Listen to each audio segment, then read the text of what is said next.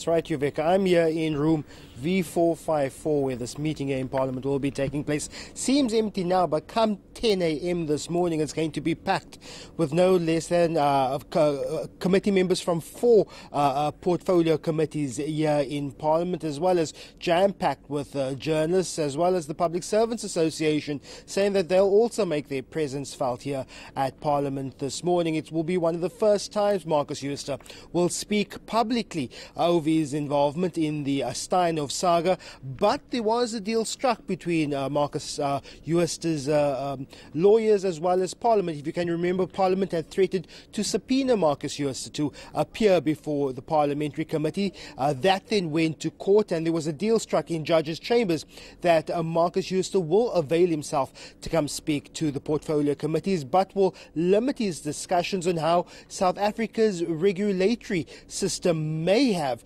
led to the whole Steinhoff saga. But it does appear as if some MPs want targeted answers to their questions out of Markus Jooste today, especially since it was the Public Investment Corporation, which manages the 1.1 million pensions of government employees that were so heavily invested in Steinhoff and losing 95% of its value during that whole Steinhoff saga. Well, I think, Lester, I mean, it's scandal after scandal. It's very hard to keep track and remember the nitty-gritty. But just take a brief sort of throwback to exactly, you know, what happened and who's alleged to have done what, especially Markus Jooste in the Steinhoff scandal.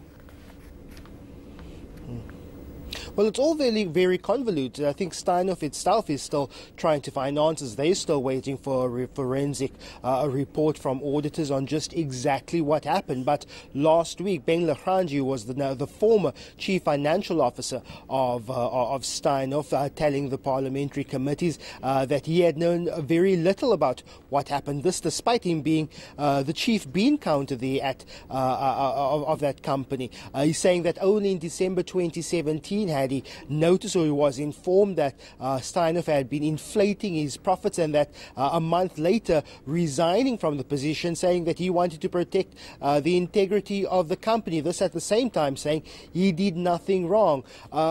Some very disappointing answers coming from Steinhoff as well as Ben Lachranji.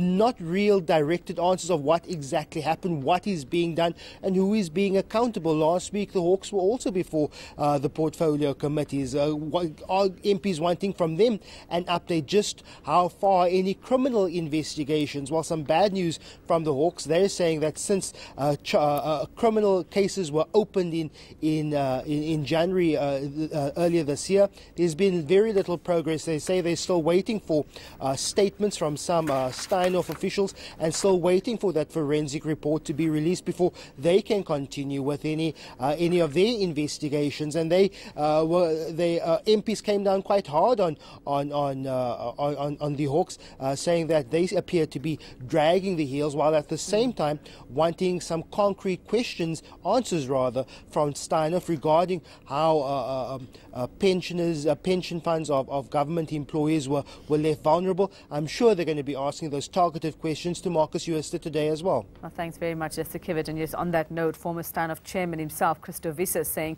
he simply wants to know from Markus Jooste why, and hopefully you'll get those answers a little later on. Thanks very much for that, Lester Kivitt. We'll keep an eye on that for us. Former Steinhoff CEO Markus Jooste expected to appear before a joint parliamentary committee today.